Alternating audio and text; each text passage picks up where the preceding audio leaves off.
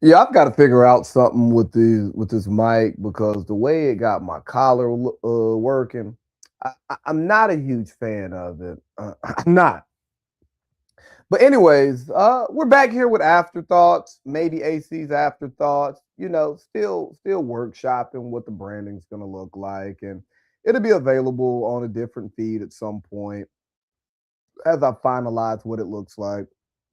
But got some thoughts here, and if you know me, I process things slowly sometimes, and like to reflect on information, and come back and talk about it. So we're here for my afterthoughts. I want to lead this off with I'm not a tough guy. I'm not. I promise you, I'm not. And don't ever try to carry myself as a tough guy, to be honest. And I only say that because I've had conversations with some people and heard some things, and people saying I think I'm tough. No, I don't. I'm gonna call the law. Honestly, I'm actually non-confrontational. It's probably one of my Achilles heels is that I'm non-confrontational. I do what I can to avoid conflict, deflect conflict, and keep conflict down. And with that, sometimes things explode, because you can't just try to affect the natural order of things. It's just something that I do from time to time. Some might say I'm a control freak, not controlling, but a control freak. But I say all of that to say, like, I promise you, I'm not. I don't want smoke. I don't like conflict at all. Um, but I can be confrontational. Oh God, yeah. But that's the hypocrite in me. I'm a hypocrite. You're a hypocrite. So what, right?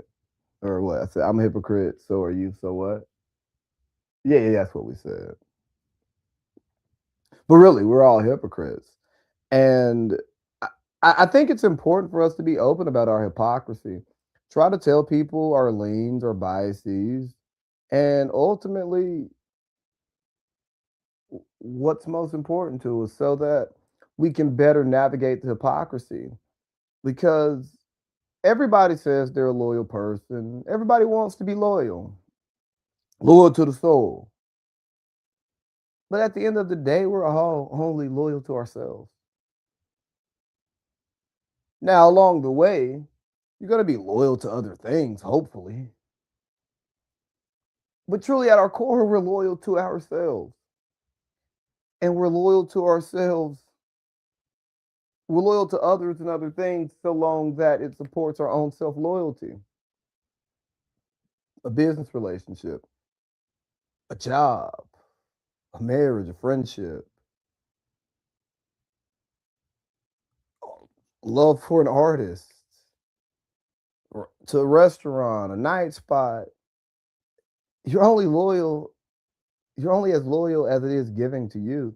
So, like, say for instance, couple's been married 50 years. Oh man, he's such a loyal guy.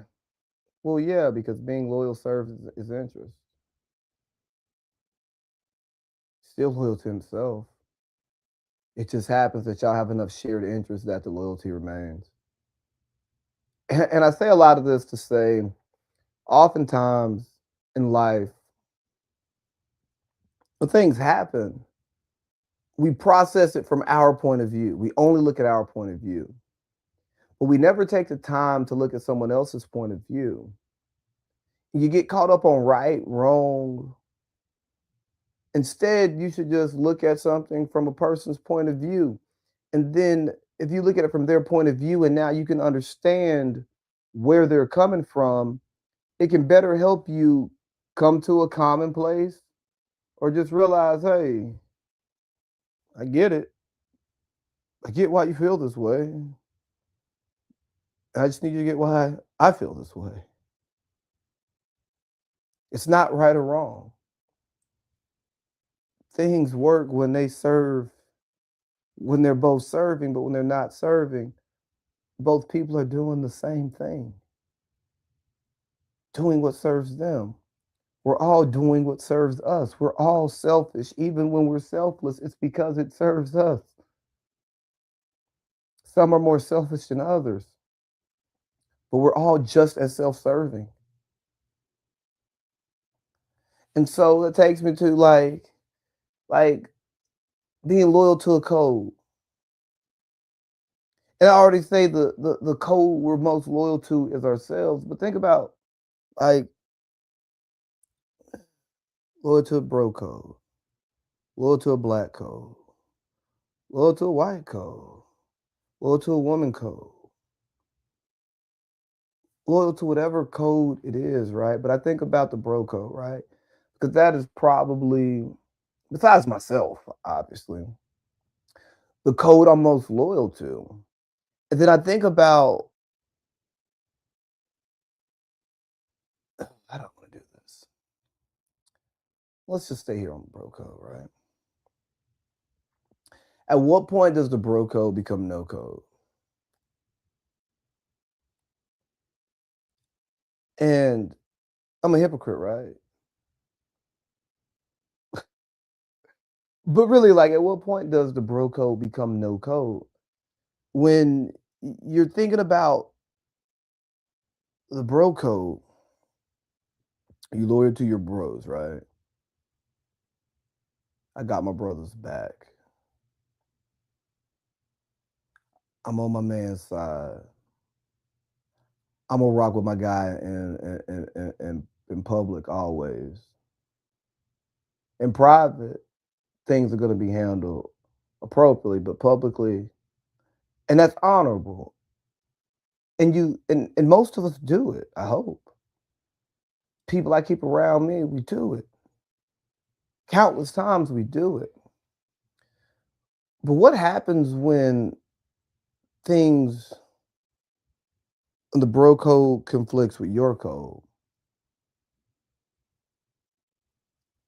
Typically, we hold it down, we don't say anything.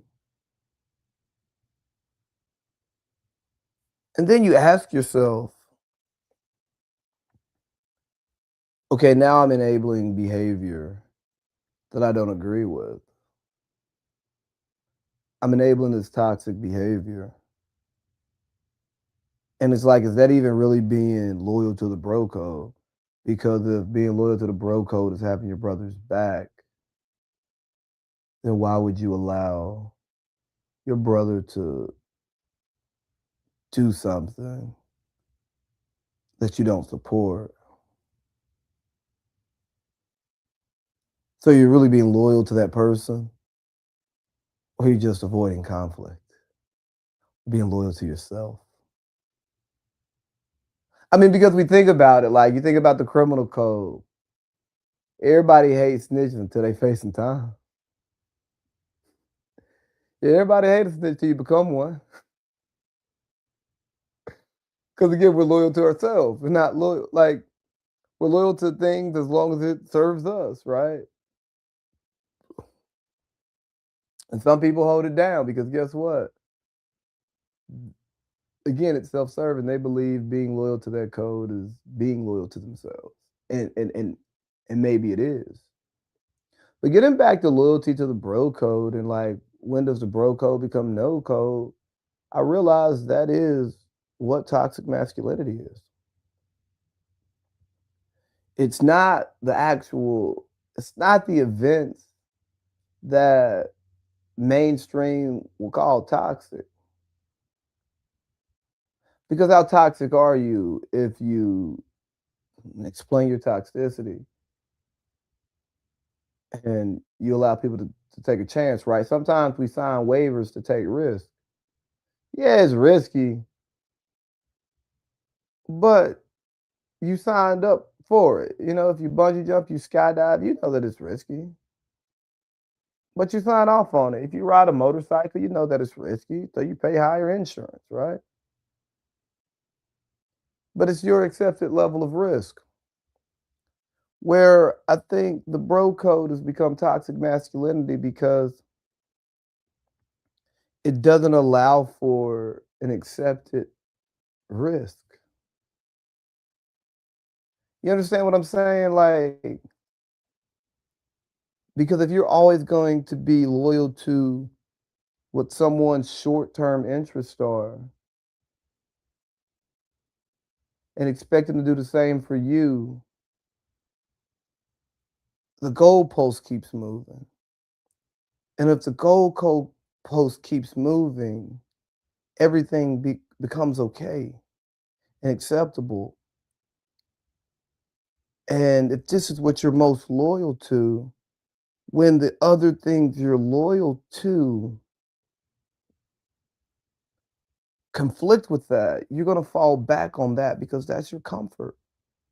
And it's also the echo chamber where you're hearing what you need or what you want to hear. But is that actually what you need?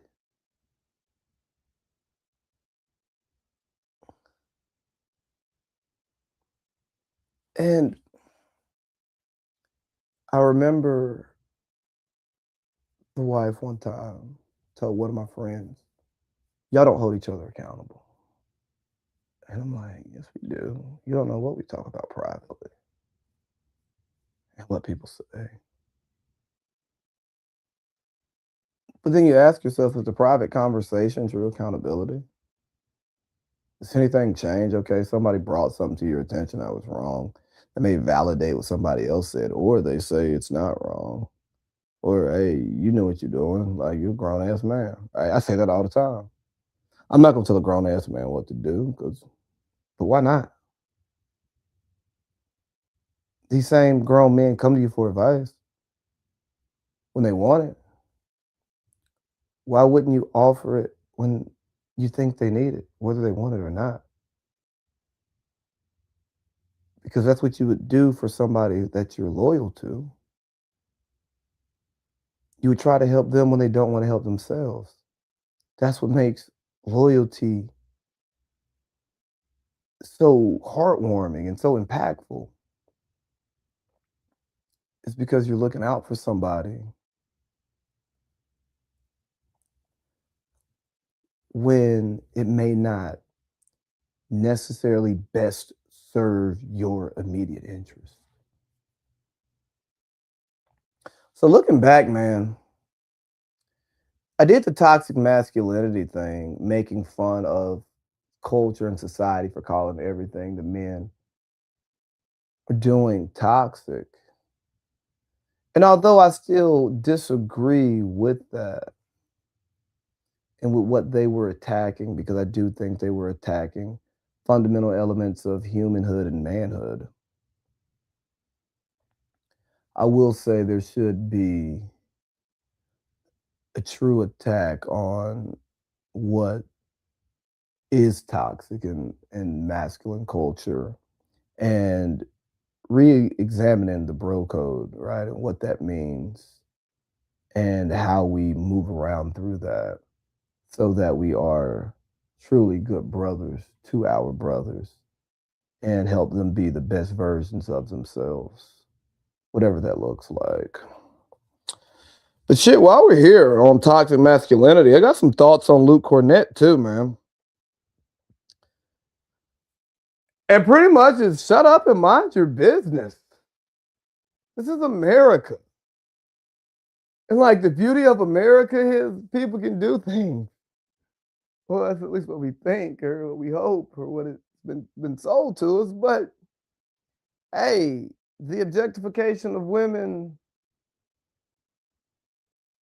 isn't something to be celebrated, but it's done. Prostitution's the oldest profession. So like it's innately human. Hold on, let me just say what's going on. So Luke Kornet made a statement about the Hawks having Magic City night on March 16th upcoming. And if you don't know that strip club culture, Magic City are staples of Atlanta.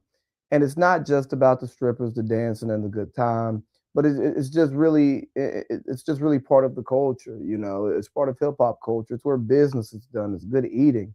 It's a good escape from reality. And I am someone who enjoys going to the strip club. I've told many stories when I was in San Diego how like the strip club got me through.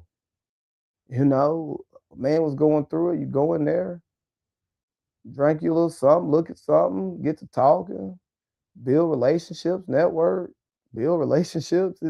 It's just a great place where it's something about it, and I think maybe it's the aspect of the women being naked or damn near naked and dancing that it creates a very vulnerable space, and you throw in the alcohol, right? Because just imagine dancing in public.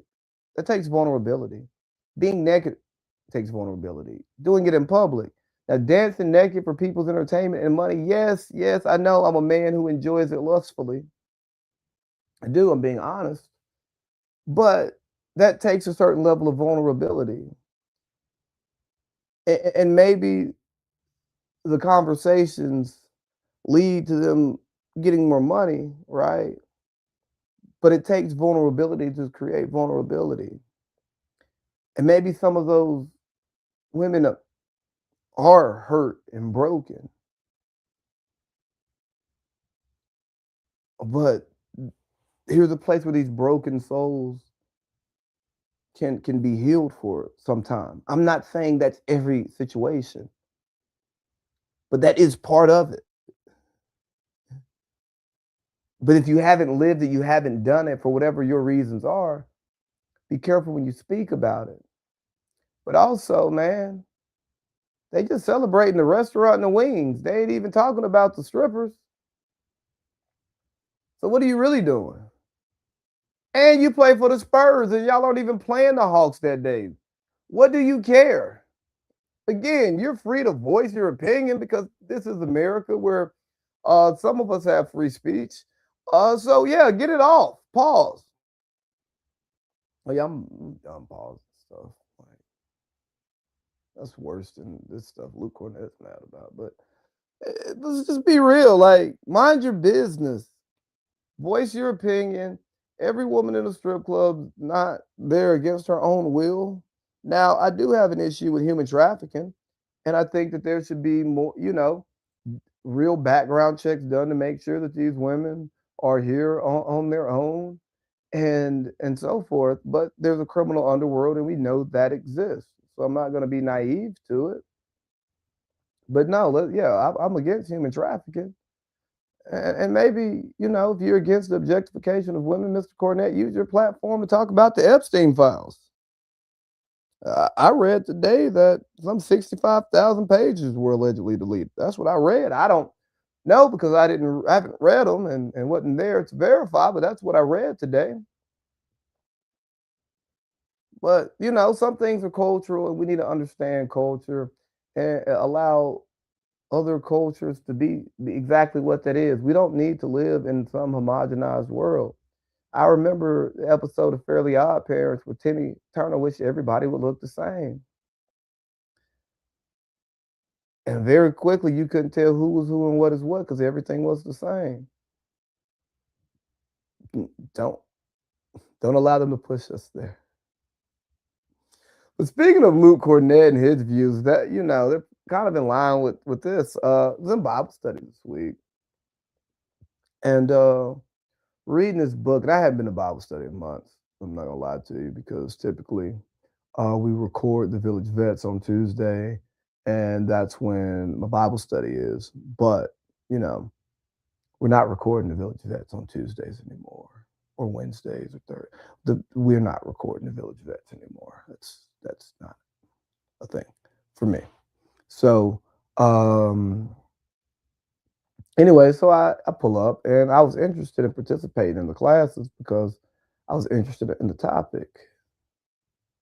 And we're reading this book, The Whitewashing of Christianity. And I'm like, ooh, yeah, this is gonna be interesting. You got the Christian Zionists, you have your evangelicals. So okay, yeah, let's hear this.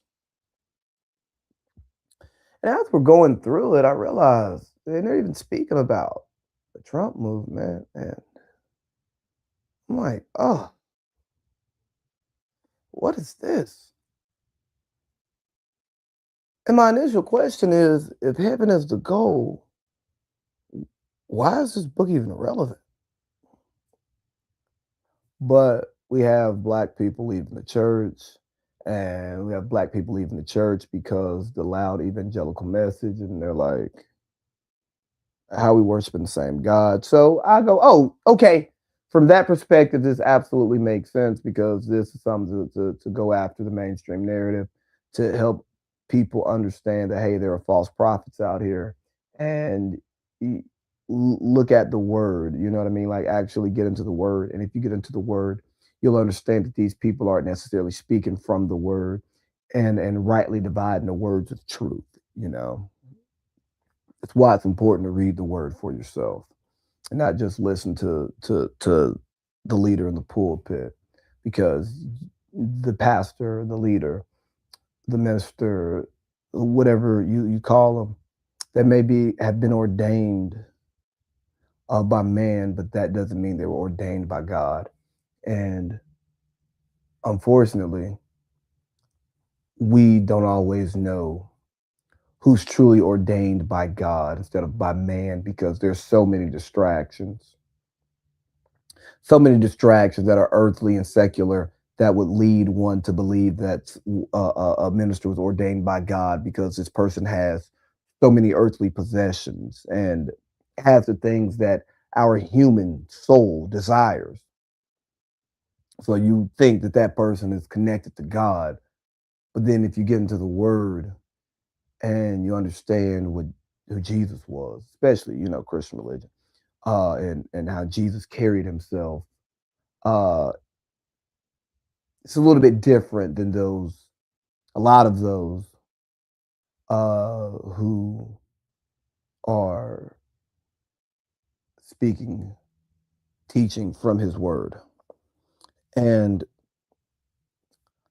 I think some do it intentionally, others do it unintentionally. It's part of the lifestyle. But I don't think every pastor who has a lot of money and church gives them a lot of money and raises a lot of money is a crook or not. Or not ordained by God. But I just say be careful. Don't allow that to be the thing that tells you a minister or a religious leader is ordained by their higher power. But yeah, Trump is like leaked in the church, man, and that's scary. It's absolutely scary because, for one, you look at media, you look at publishing, you look at big business, you look at banking, you look at international affairs, you look at all of this stuff, and you find out how interconnected this stuff is, and you're like, is this a scare tactic? Right? Is this something to keep people in line? Or is this actually an issue so prevalent and the church being one of the last few meeting places for black people that we need to get this message out here because we can't get it out anywhere else to properly arm our people? I don't know, but it scares me, right? Because it's remember Jesus got mad about all the business and stuff going on in the temple. He wasn't rocking with that. So, like from a secular community activist point of view, I totally understand it. But as somebody on a Christian, religious, spiritual, getting closer to God and truly getting closer to God, however that looks, it runs in conflict. And not to mention, I just have ideological opposition to it. Um, but it's just, I don't know, man. I don't want my president in church, you know? I don't. Like, I want my president in the White House doing whatever the president does, And even as a political scientist, as somebody who keeps up with politics, tries to engage from here to there, as I study more and more, if we're going to put politics in church, we should probably talk local because that's what we can truly affect. Because national politics, international politics is expensive by design, but it's expensive. That's why you can have so many Americans opposing the war in Gaza supporting these actions in Iran, and they still happen because our voices don't drown out the money. And the money, see, everybody has a price. We all can be bought, whether it's directly or indirectly, whether it's bought to actually do something or whether it's bought to be comfortable where we are, right? We all can be. I'll call people out for it, but I have a price too. We're all hypocrites.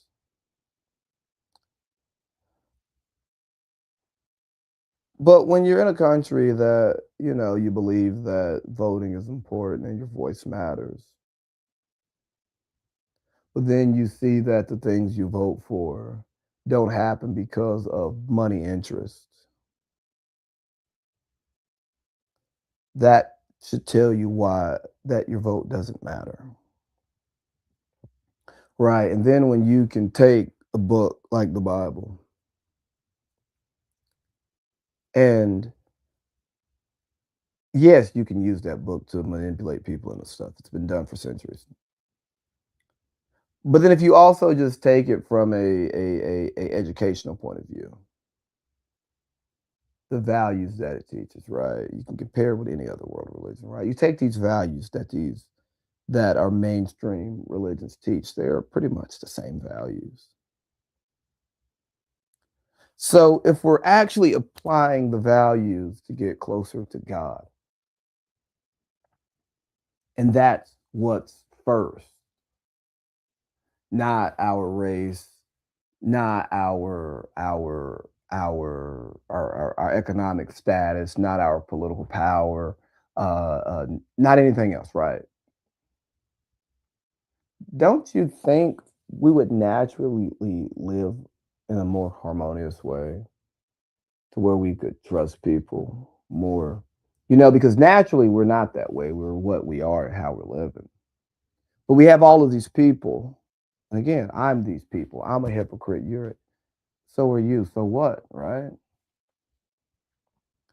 But if we have all of these people somewhat striving towards the same thing, and that's God, not other stuff, even our differences in how we get towards God or what we call God or who has the right God doesn't really matter.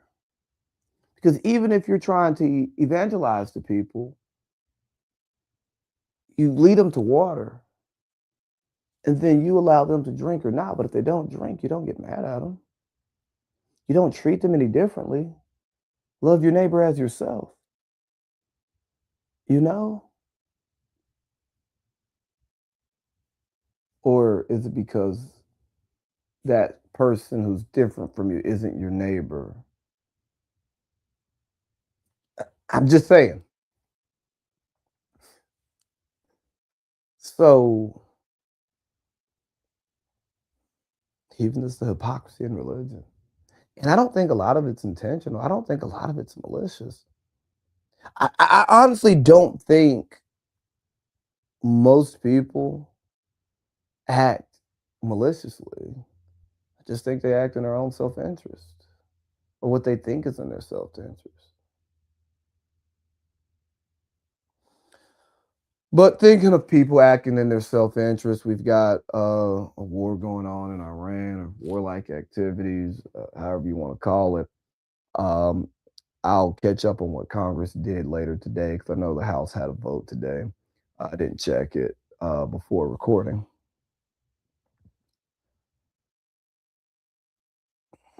Man, no more foreign wars. America doesn't want war. I know it makes a lot of money. There's a lot of money in war. Jesus Christ. There's so much money in war. And the reasons seem pretty obvious to me. Um, Still wrestling with some different theories. They're kind of conspiracy type stuff, though, so I'm not going to get into it. But I'll just say this one hurts the most. This one touches me. And I talked about it with Parlay Pete last night. But seeing NAVCENT headquarters hit in Bahrain, being someone who was stationed there, hearing about the Crown Plaza being hit, a place that I took my parents. Then found out one of the high rise that got hit today. A couple of my friends lived there. I used to go there. I lived in a high rise owned by the same company, just a couple of blocks away, man. And it's just, man, war hood. Yeah, what is it good for? Nothing but making money for the elites. And those of us rank and file get hyped up on the propaganda. And yes, we're fighting for the interest of Americans, American interest. Excuse me, we're fighting for American interest, but not necessarily the interest of Americans. And a lot of times, these benefits they only trickle down to a few. And the idea of hope of being able to climb up and be one of those select few is what fuel this. Instead of saying, "Hey, we're just as much American as you are. So our opinion matters. If we're going to sign up to fight this war, then we should receive the same benefits, if not more, than those of you who are expected to benefit from the war." And I bet if you flipped it that way, people would have less interest in going to war. Because what is it good for? Absolutely nothing but money.